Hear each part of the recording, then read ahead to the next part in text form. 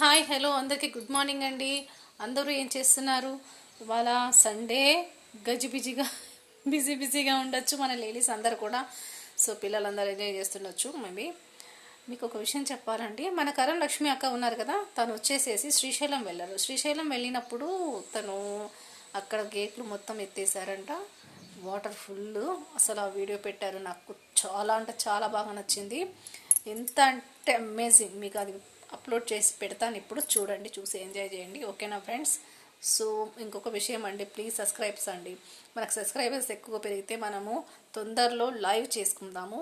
మనం కష్టం సుఖం అన్నీ కూడా మాట్లాడుకుందాం. ఓకేనా?